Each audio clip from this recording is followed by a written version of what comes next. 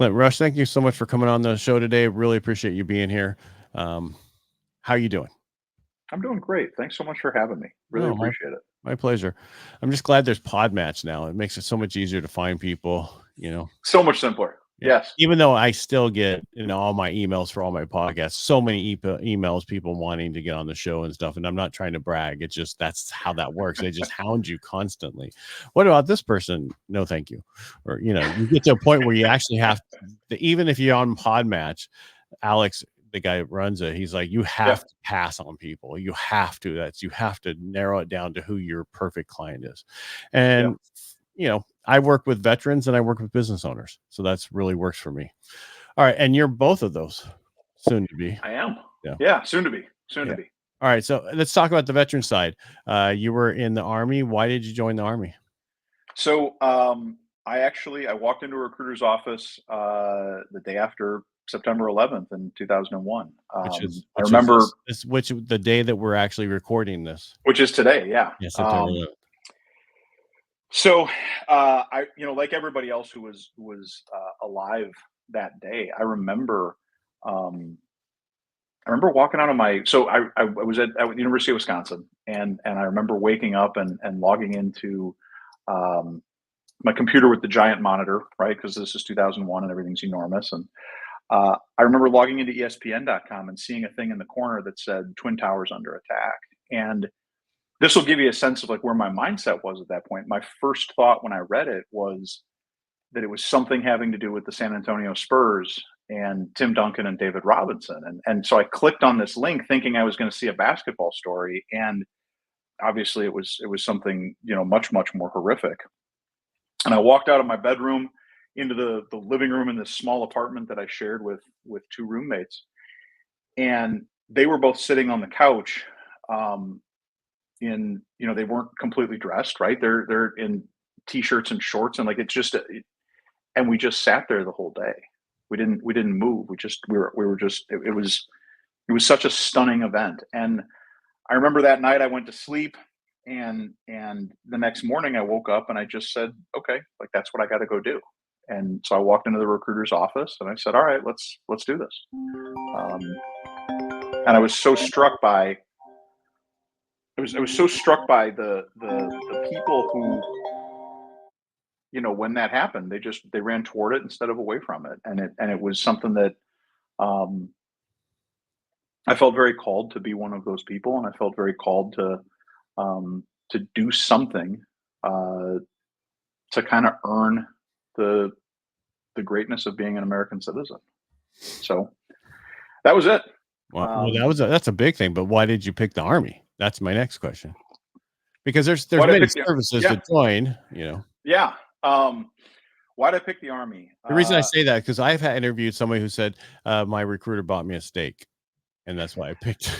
So, I mean, I don't care the reason. I just want to know my recruiter. I'm owed a steak, I feel like. Well, and for me, it was my stepdad was a Marine, and my real father, who passed away when I was 12, is Air Force, and my uncle was Air Force, and the Navy offered me what I wanted, and they guaranteed it.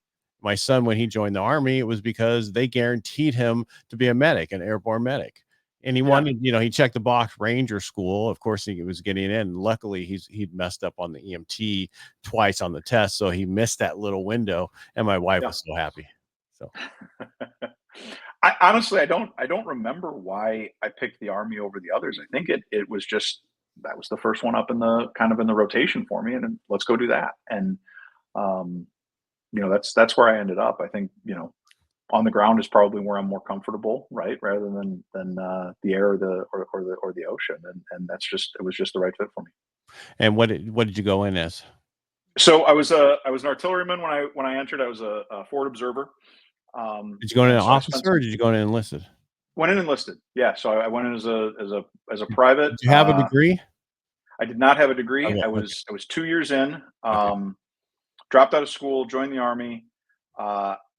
Spent some time enlisted, and then eventually put my packet back in to go back to school and become an officer. And so when I went back to school, I went back to Wisconsin, finished my degree there, and then came back on active duty as an officer. So I had some time with stripes and I had some time with bars, and I got to do both, and just incredibly grateful, and feel like it was very fortunate to have gotten to have both of those things, and it really helped my life a lot. How long did you stay in? I was in for 8 years, so I was in until the summer of '09. I was in Iraq from '07 to '09, and then when we got back in the spring of '09, I started processing out and got out that summer. Wow. And Yeah, so you went, as an officer to Iraq, not as yeah, I enlisted. deployed as an officer. Yep. Wow. Yeah. And the reason I'm asked, because everybody asked me why I didn't, because I was in the Navy as an enlisted. I got my Yep. bachelor's and was finishing up my master's, and I got out. They go, oh, why aren't you going to be an officer? I'm like, because I'd have to be Sure. on a ship. I don't want. You know what I mean? There's no actual service officers that isn't a doctor that, on Sure. ship. Yeah, so I got out of not going on a ship as a corpsman. You think I was going to give that up and join it? And so I'm like, no, there's no way. And I missed the first Iraq war by 2 days. So, Okay. because by when I got out, Yeah. they had me for another 5 months and 15 days, and I Yep. missed it by 2. And because I would have Huh. been pulled back in, because I was stationed at Camp Pendleton with the Marines. So Sure. yeah. Yeah. Yeah. So we went to Baghdad in 2007, and little outpost in downtown Baghdad. Spent 15 months there. There were about 120 of us on the outpost, so it was a very small, um, very intimate setting. And the walls around the outpost were small enough that our neighbors could look in. They didn't even reach the second story. So a lot of trust in our ability to build those connections with people outside, and to do the right thing, so that they valued having us there. So it was a very interesting experience to be there during that time. Help do that transition over to the Iraqi security forces, help secure the election right before we left, which was an intense experience. Well, it seems So like yeah. and you learn so much by being in the military that you can use in business and other stuff, and people don't realize that how many veterans are business owners. It's only 1% of the population, but it's still huge for veterans. Yeah. I've heard numbers as high as 50%. I could see that because you learn attention to details. You learn how to do SOP, standard operating procedures, create things for company, so that you can create things that somebody can walk in and take over without someone being there, because that's how we had to learn. So Yeah. I think the other thing it really creates for people is ownership. There's no veterans who are wired. I mean, you can't have the mindset when you're in the military of, well, that's not my job. Somebody else is going to take care of it. I don't have to think about it. Like, you don't have that. That wire is just it's irrevocably broken for you. And um, I think when you get into business, that ability to have that lean forward, that you always have to get it done. There's the story about, and I'm going to mix some genres here, but there's the story that Bill Belichick talks about when he would interview coaches, he'd leave litter on the floor of the staircase. Have you heard this before? no, I haven't. No. So they'd walk the assistant coach up to the interviews, like they take him from the front desk up to where the interview room was, and he would leave and he stole this from Bill Parcells. He would leave a straw wrapper on the staircase, just crumple it up and throw it on the staircase. And if the coach didn't stop and pick it up on the way up to the interview to throw it away, like that, they would ding him for that, right? That was a thing that they were looking at was, does this guy take pride? Does he see the little things? Is he somebody who walks past? Like, is he willing to walk past it? And I think that's the sort of thing that when you're in the military, you just learn not to. It, your shoes are, your boots are always polished, and your uniform is always sharp. And when you're a private, you don't understand why those things are important. And then when you're in combat, you realize it's not about the boots. It's not about the sharp looking uniform. It's about the attention to detail and all the things that brings you your whole life. And when you get out and get into business, it's not like you forget that ability. It's not like you forget that skill. So I think that's something that helps people a lot. Since you talked about getting out, when you transitioned out and after your 8 years, I think you said, Yeah. Yeah. what did you have things lined up, or were you like, okay, I'm just getting it done? You know what I mean? Because I mean, Yeah. sometimes people have. For me, I had everything in line because I Yeah. was done. I not wanted to be in anymore. I was in Southern California, so I actually had it great. So it was a little different for most people. But I was done. I knew what I was going to do. But not many people have that same thing. So how was yours? So my transition was interesting. We got back. We got back from Iraq, and I started. I knew it. I knew that I wanted to get out. I had started the process while we were overseas. And when I got back, I went to go interview for jobs. Right, and that was something that was. It was a very weird thing for me to interview for civilian jobs only a couple of weeks after being in Baghdad, because it was I think about 10 or 12 days between when I got home and when I had my first interviews. Um, and I remember, being asked in interviews like, "How do you deal with stress?" And I remember laughing and going like, "You don't realize what stress is, man. Like 2 weeks ago, I was walking a patrol. Like this is nothing. Like we're just hanging out."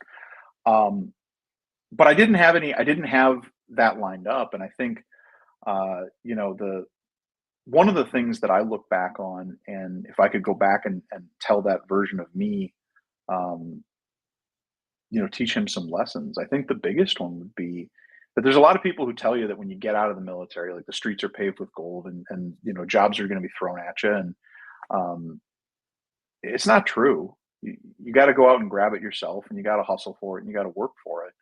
Um, and all of the things that people in the military are frustrated about, which is that you might work with somebody and you're vastly better than they are, but you're going to get promoted at the same time because it's time and grade driven.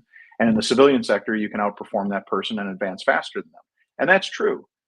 The flip side of that coin is that in the civilian world, nobody's looking out for you in the way that you've got a personnel officer looking out for you in the military. And so, um, when I got out, I learned all of those things to some extent the hard way.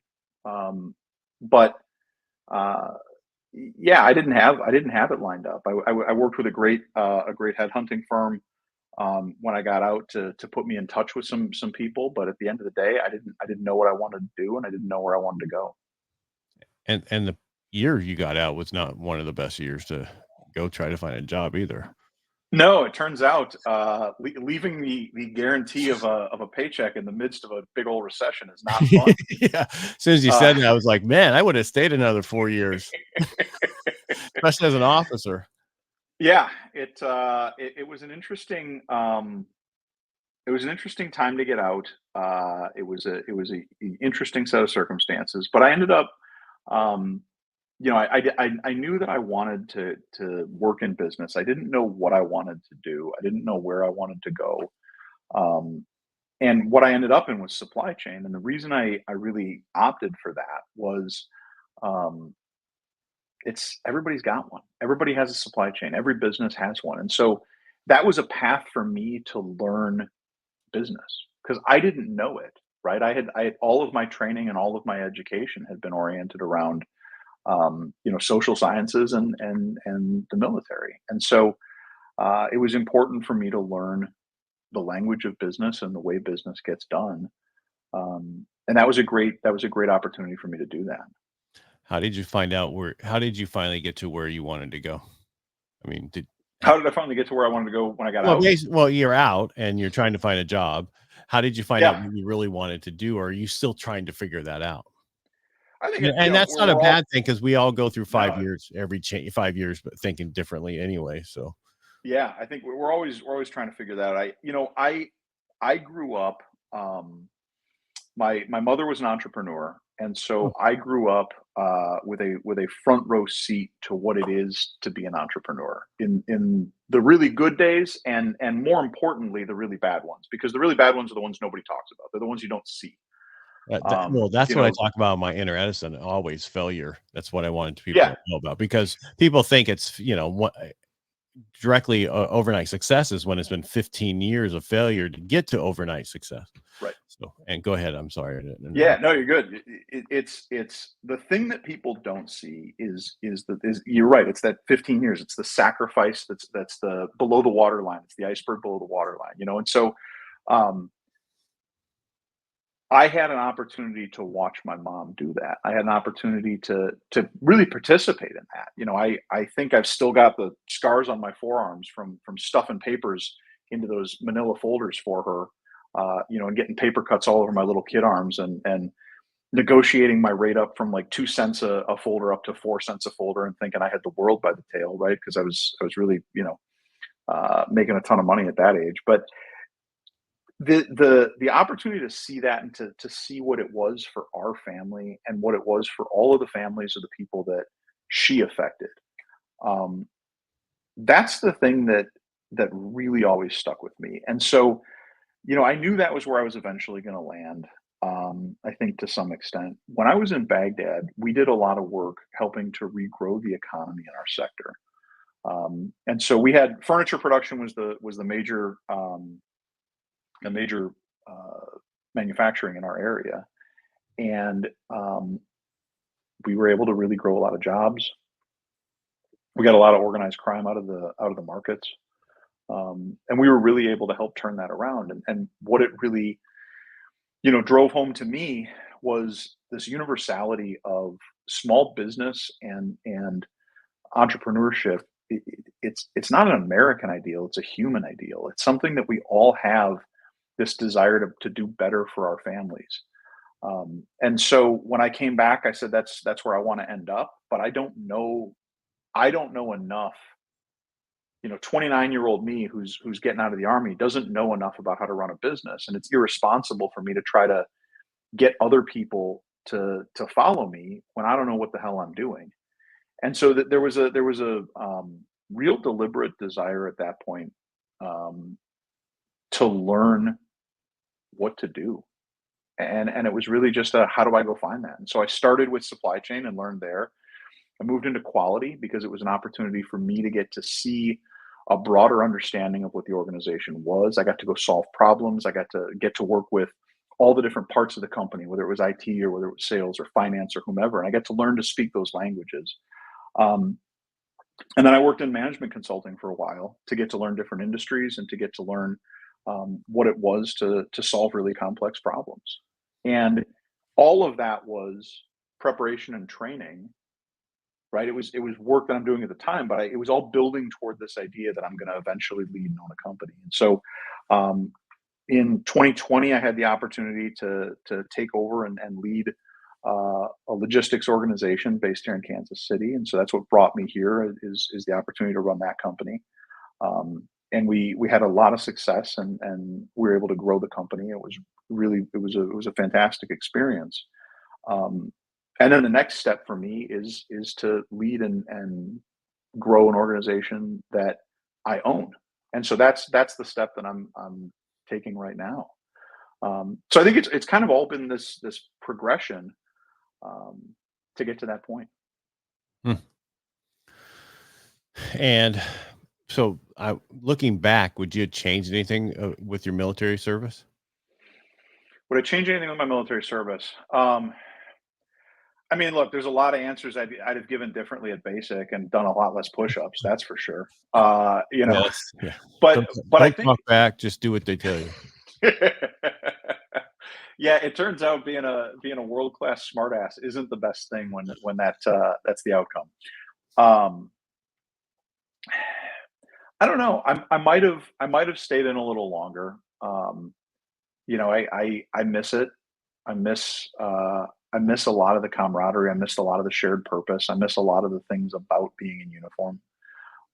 At the same time, if I don't get out of the army, I don't work in transportation. If I don't work in transportation, I don't end up in Texas. If I don't end up in Texas, I don't meet my wife.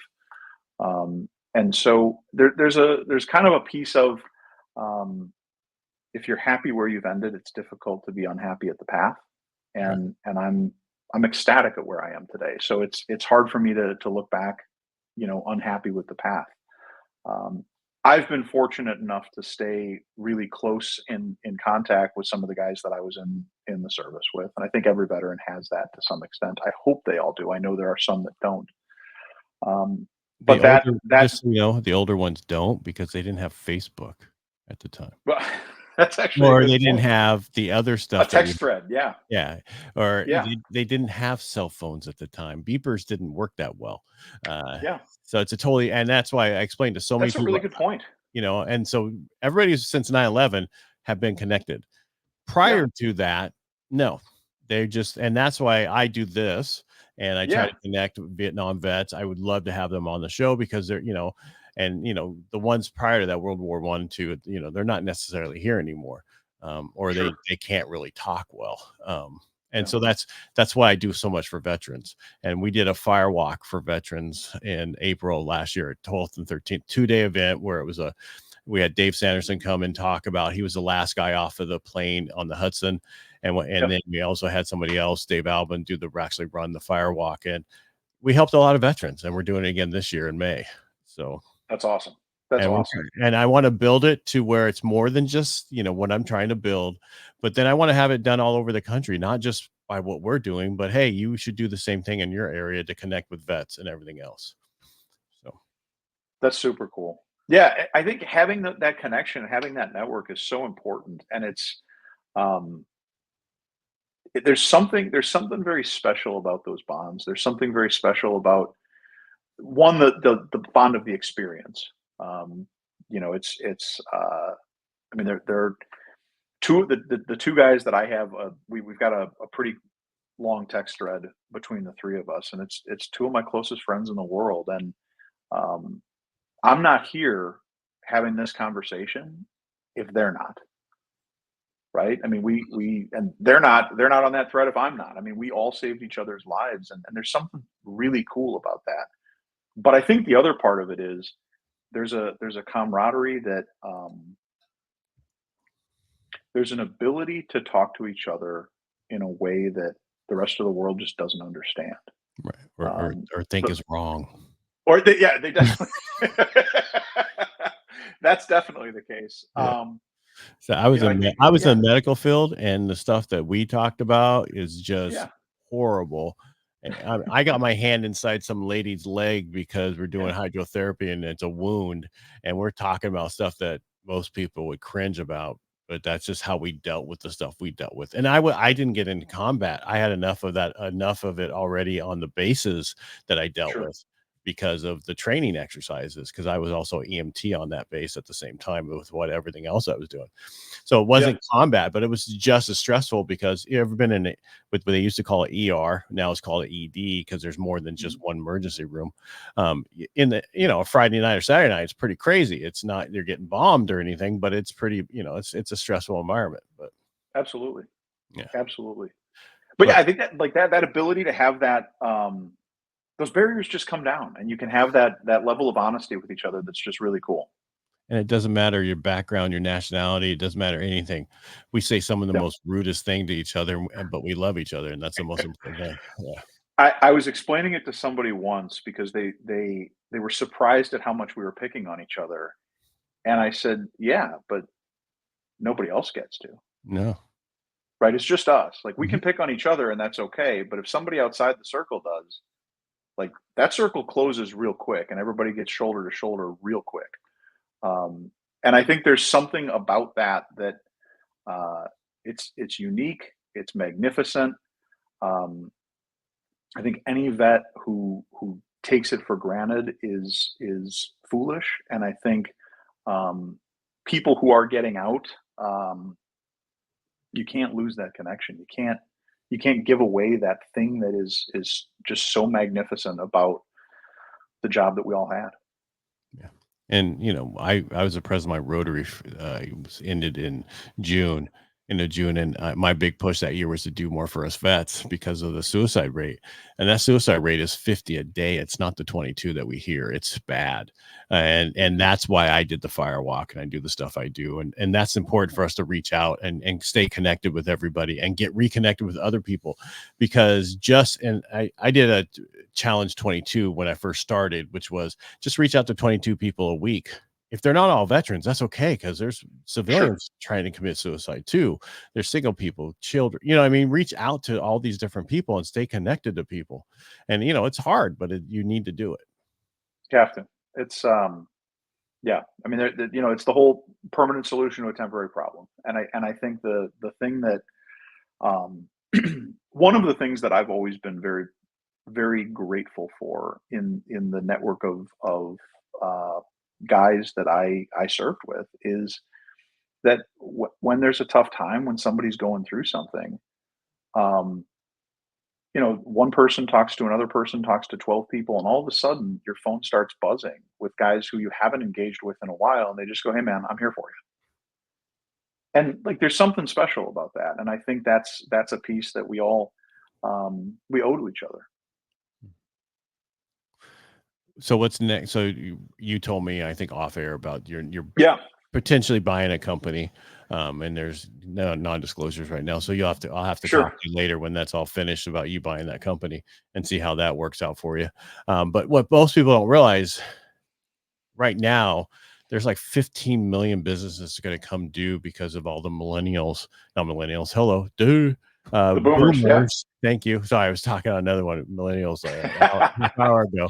But boomers who are just retiring and they haven't planned well for that. And there's such a lot of, so for most people, don't go build a business, go buy a business first. It's easier. It don't, if whatever you're going to do, someone already started it, you might as well find one that's already there and going. It's so much faster and cheaper to get there. You get there in 3, 5, 10 years faster than you would do if you were doing it yourself. I think the other part of it is that there's an opportunity to be a steward, and that's the piece that for me is really it's really compelling. So the business that I'm looking to purchase, and I have to be judicious in how I talk about it, but the business that I'm looking to purchase has a wonderful history. 3 decades of existence, and um, the guys who founded it are they're all retiring, and they're getting to the point where that's they've built this amazing legacy. And one of the things that I've been struck by as I've gone through this process is um, I'm not just getting an economic engine for my family. That's not it. I'm getting to participate in something that's much larger than me, and I'm getting to be the steward of that legacy going forward. Um, this business has a wonderful reputation. Uh, People are incredibly they engage with it very well, and it is highly regarded, and it's highly regarded because of the people who are in it. And so I look at that and say, well, that's a burden, right? But it's a burden that I'm incredibly excited to take on because it's the opportunity to live up to and continue to write that next chapter of their story for their legacy, for the team that's there today, for the team that we'll add in the future. Um, that's a pretty cool thing. And you talked about these businesses that are going to be coming for sale and are for sale today as boomers are retiring. A lot of these businesses are pillars of the community. They're businesses that people look to, and they're very main street businesses. They're not, it's not the fancy new trendy thing. It's stuff that's very straightforward and main street oriented. And it's an opportunity for people to continue to invest in their communities and build things um, that are bigger than them and carry it forward. And a good friend of mine, his father owned a business, and he just bought a company recently that's very similar, right? Not to his father's business, but similar to what I'm talking about in the sense that it's been around. It's a great, well-regarded company, and he gets to write the next chapter. He's got you know 4 or 5 dozen employees. That's 4 or 5 dozen families that depend on him to help carry that forward. That's something that's a fixture in the community, and there's something about that um, it's pretty awesome. It's a cool responsibility, and it's a great thing to get to participate in, and um, it's a great opportunity to get to put it all to work. How did you find this company? Did you go? Was there a way that is there a process, or you just heard it from some? You know what I mean? It's because people to Yeah. find businesses. There's business brokers. There's Yep. and people have up things for sale, and there's even places you can go and owner financing. There's so many other things. But how did you find this? How did I find this one? So So I think that you're right. There's a ton of different avenues. I started down the path of kind of let's put a line in every pond, right? Let's get something out there all over the place. And so I started building relationships with a number of brokers. I started building relationships with wealth managers in the area because my assumption was, and it turned out to be correct, that people who are looking to sell their business generally call their tax guy first and go, what's the implication of it before they start down the sale process. If they do it right, because my brother-in-law just told me if he what he sells, he'll give up 70% in taxes. It's not even worth it. That's wild. That's Yeah. wild. And it's going to get worse anyway. Yeah, I'm worried about that. But I put a bunch of different kind of lines in the water, and I started building a lot of these different relationships, and then it's just a matter of doing the work. It's a matter of going through, and it's just like a sales process. You start looking, and you say, here's all the opportunities, and you start reaching out to the brokers, and can you send me a sim? Let's take a look at it. And we start looking at it, and um, I'm sorry, Clint. What's a sorry, sim for yeah, people who don't know? confidential information memorandum. So it's the document that offers a business for sale. You generally have to sign, not generally, almost always have to sign a lot of non-disclosure agreements before they'll send it to you because it has a lot of the information about the business, high-level financials, the ability for you to really get in and go, yeah, I want to learn a little bit more about this business. I have another friend who I had talked to, and I had asked him a little bit about, what's your how often do you find one that's worthwhile? And he said, I think if I find 1% of the sims that I look at that are worthwhile, I call that's a winning rate. So like don't expect that it's going to be a high number. And that was really heartening to hear because at the time I was, it was a low number and I was getting worried. But then it's just a matter of going out and kicking tires on the business, getting a chance to meet the owners and um, really understanding, is this something that I can see myself can I see myself as a part of this, and do they feel like I'm a good fit for it? Because at the end of the day, it's got to fit for everybody. It's got to be something that works for everybody. Um, and then it's just one step in front of the other, right? You figure out your price, you start getting your financing in order, go through your diligence, and just start knocking these things down. But I think the hardest part for me of the whole process was being able to stay optimistic when there's just so many, this isn't going to work for this reason, this isn't going to work for this reason, and you're just seeing it over and over and over, and eventually you kind of go, well, there's one out there, but you're going to have to find it. You're just going to have to grind and find it. And this particular one, the broker that I had worked with a lot, he said, hey, I've got one that somebody in my firm is going to be putting on the market soon, and kind of feels like it might be a fit for you. You interested? And I said, absolutely, send it over. And the rest was, hopefully, let's knock on some wood, history. Well, knock on it if you have some. Yeah. There you go. And so I was telling my brother-in-law, he has a Roto-Rooter, but it's not a Roto-Rooter. It's action drain he's been building for years, and Sure. employees want to buy it. And he's at the point where he's done after my sister took advantage of him. He's my brother-in-law. It's my sister's crazy. She's like my mom, but we'll move on. I told him about Puerto Rico. I don't know if you know about Puerto Rico, the tax benefit of it. If you live there half the year, you have a 4% tax bracket. Oh, really? Okay. Yeah. Interesting. So I said, you might want to look into that before you start selling any more of your business and seeing what you have to do, because he goes to Mexico constantly.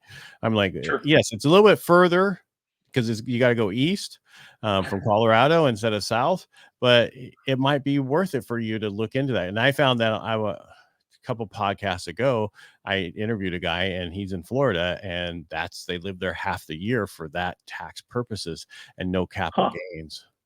Interesting. Yeah. Very interesting. I'm telling everybody to look into it because it might work for you. It's a U.S. territory, and they want people to move there. So you have 2 years to buy a place there, and it's about there's 400,000 to 500,000. But to live in the good time there and then come back, so if you got to build your business that it can run, you can run it from anywhere. But if you can, the tax benefits, 4%. Yeah. That's geez. fantastic. Yeah. Yeah. I told him just so he could sell it. I go, you know how much money you'd save by doing that? Yeah. I mean, it's enormous, the If it tax works, implications of selling those again, businesses. Yeah, it's all got to line up. Yeah, I'm just saying if it works for people to be able to go there and do exactly, and I'm like, because the guy I talked to, I'm like, yeah, but what if you have stuff here? He goes, it doesn't matter. It's because you live there. Okay. Sure. I think you have to give up. You can't own any real estate here to live in, but you can rent it. So. Sure. But again, it's something that everybody should look into. Any way to save money, especially if the capital gains goes to 28% with the debate that happened this other night. Yeah, exactly. Yeah, exactly. But that's the purpose of having your own business, to be able to write off stuff. So protect. I mean, that's you. You're not wrong. Listen to Rich. I've been saying this for a while now. Rich Dad, Poor Dad. And people are getting tired of me saying it. Listen to it, watch, read it, whatever. You're gonna understand why you don't want to be an employee and you work that way, because the tax setups is against you, but it's not if you're a business owner. So passive income doesn't get taxed at the same rate as active income does.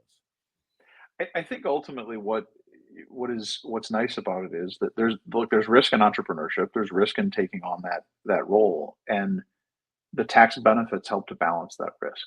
And so if you're comfortable taking on that risk, then it's an opportunity for you to reap some of that reward. And that's a good thing. Like we should favor that. Yeah. Well, I mean, societally, I think we're better off that way. Yeah, and it's more risky working for somebody than it is yourself. So I agree with that completely. Yeah. People think it's not. Well, the only time it's not is being in the military. Oh, but then you can get hurt. And then they're like, bye-bye. Nice to know you. Why are you still here? Exactly. Yeah. Anyway, Clint, it was nice getting to know you today. Thank you again for being on the show. I really appreciate it. Thank you so much for having me. Really appreciate it. Yeah. Great to be here. How do people I don't even know if you want to have people find you for anything. I don't mean that wrong. I don't want, maybe they want to reach out to you. How did you find your business? Maybe you can help me and send me the right way. How do people find you? Yeah. Best way to get in touch with me. So clintrusch.com, or you can find me on LinkedIn or on Twitter or X or whatever the heck we're calling it these days. clintrusch.com or Field a Rush on Twitter. That's the easiest way. All right. And that's RUSCH, just in case. RUSCH. Yeah. Clint Rusch. All right, Clint, thanks so much for being on the show. I appreciate it. Thank you. Thanks, Ed.